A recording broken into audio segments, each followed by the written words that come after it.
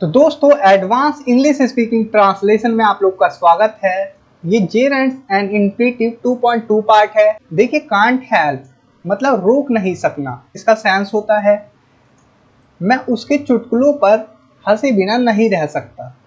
इसी प्रकार से कांट इमेजिन के बारे में आप जानेंगे, कंप्लीट के बारे में आप जानेंगे कि जेरेंट का यूज किस प्रकार से करते हैं, कंसिडर और डीले। इसी प्रकार से जो भी बाकी बचे वर्ब्स हैं वो सब मैं इसमें कवर करूंगा जिनके साथ हम जेरेंट का यूज करते हैं। तो देखिए मैं उसके चुटकुलों पर हंसे बिना नहीं रह सकता।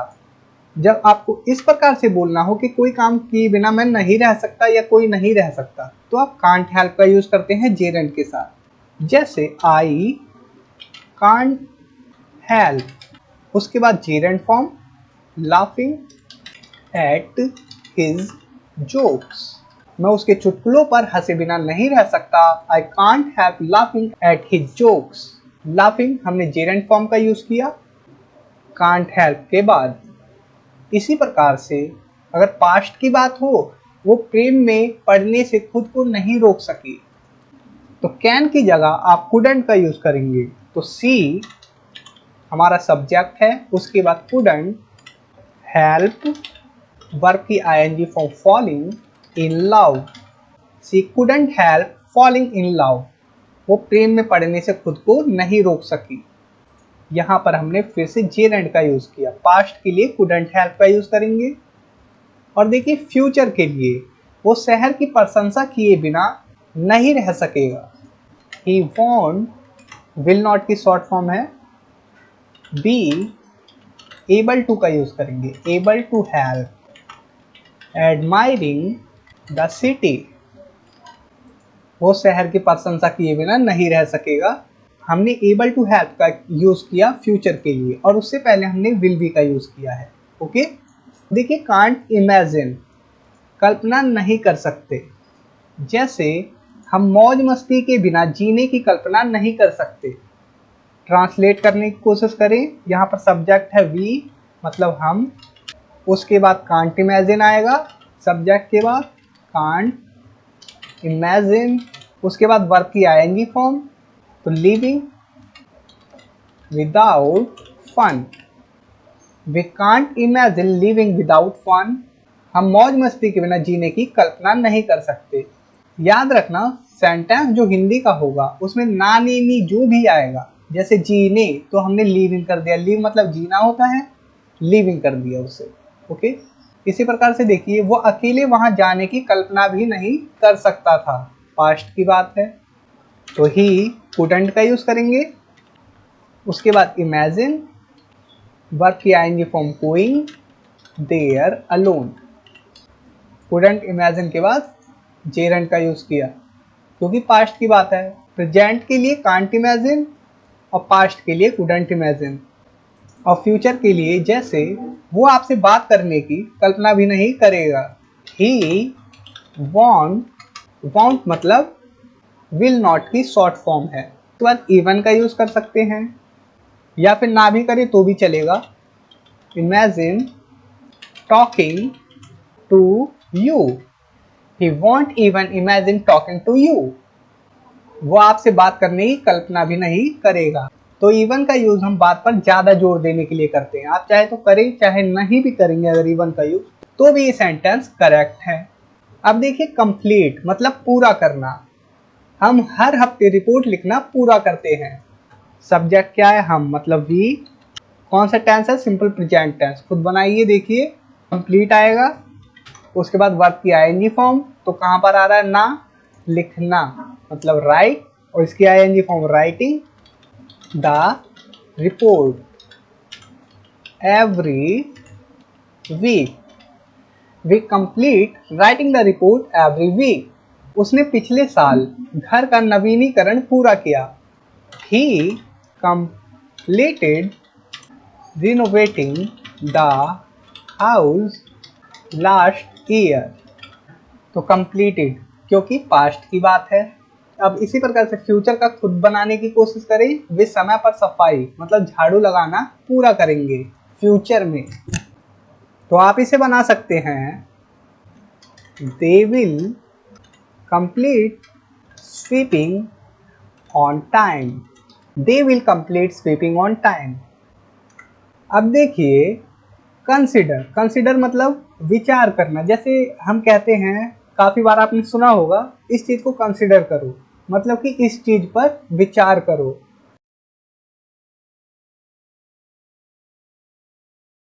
एग्जाम्पल है, मैं एक नया घर खरीदने पर विचार कर रहा हूं।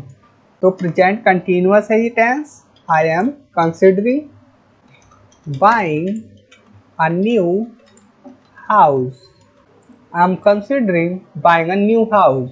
मैं एक नया घर खरीदने पर विचार कर रहा हूँ। उन्होंने किसी अन्य शहर में जाने पर विचार किया। उन्होंने, तो they considered moving to a different city.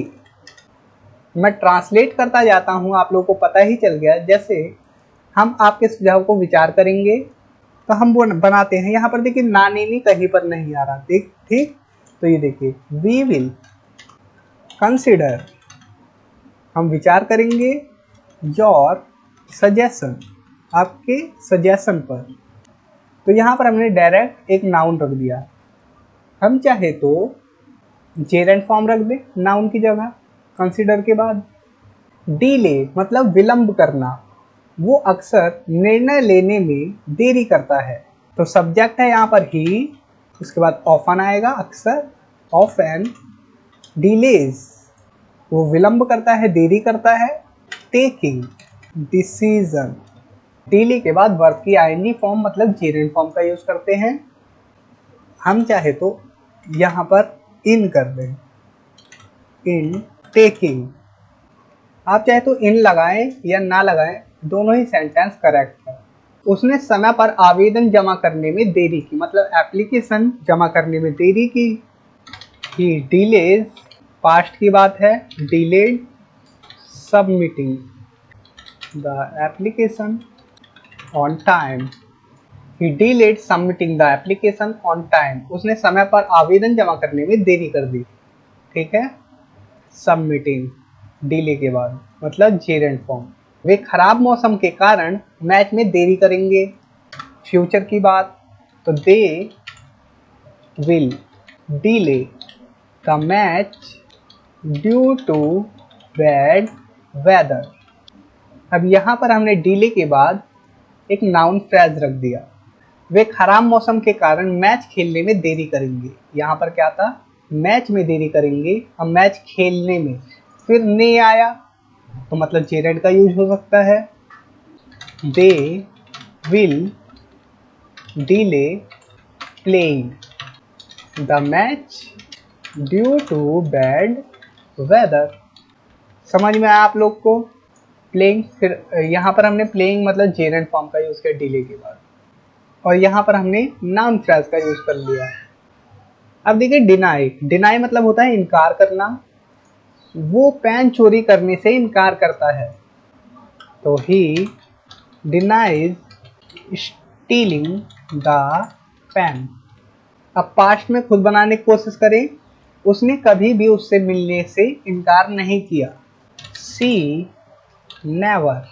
अगर हम रिफ्यूज का यूज कर ले, रिफ्यूज टू मीट हिम, या फिर हम डिनाई का यूज करें, डिनाई नहीं, रिफ्यूज नहीं किया या डिनाई नहीं किया, तो डिनाइड। डिनाइड के साथ हम मीटिंग का यूज करेंगे जेरेंट फॉर्म का, ओके। और रिफ्यूज के साथ हमने टू इंफिनिटिव का यूज किया। लेकिन इस वाक्य में अंतर क्या है, ये जो रिफ्यूज वाला सेंटेंस है, उसने कभी उससे मिलने से इनकार नहीं किया। इसका मीनिंग है जब भी उसे पूछा जाता है तो वो उससे मिलने के लिए हमेशा तैयार रहती है। इसका ये मतलब है कि इनकार नहीं किया। अगर मैं किसी से पूछता हूँ क्या तुम मुझसे मिलोगे, तो उसने इनकार नहीं किया, हाँ मिलना है, ऐसे करके। समझ में आया। और डिनाई का क्या मतलब है, she never denied meeting him. इसका मतलब है वो उससे मिली या नहीं, उसने कभी ये दावा या बयान नहीं दिया कि वो उससे नहीं मिली, ठीक है। उसने, अगर मैंने पूछा कि क्या तुम उससे मिली, या क्या तुम उससे मिले, तो उसने कभी ये दावा नहीं किया, उसने डिनाई नहीं किया, मना नहीं किया कि हाँ नहीं मिली या मिली। ये मतलब है, ठीक है, डिनाई का। अगर आप लोगों को और भी डिटेल में जानना है तो मैं डिस्क्रिप्शन में लिंक दे दूंगा इस पीडीएफ का। तो ये सब कुछ मैं आप लोग को जेरेंट और इन्फिनेटिव वाले पीडीएफ से बता रहा हूँ, उसका लिंक मैं डिस्क्रिप्शन में दे दूंगा, वहां से जाकर आप लोग चाहे तो बाय कर सकते हैं अगर आप लोगों को डिटेल में जानना है तो। अब देखिए, वो किसी भी समस्या होने से इनकार करेगा या कोई भी समस्या होने से इनकार करेगा। तो फ्यूचर की बात है, he will deny having any problem. अब इसी प्रकार से डिस्कस भी है, चर्चा करना। हम नया घर खरीदने पर चर्चा कर रहे हैं। अब इजी है, खुद से बनाइए। प्रेजेंट कंटिन्यूअस का सेंटेंस है, we are discussing buying a new house. Next देखिए, उन्होंने इस मुद्दे पर विस्तार से चर्चा की।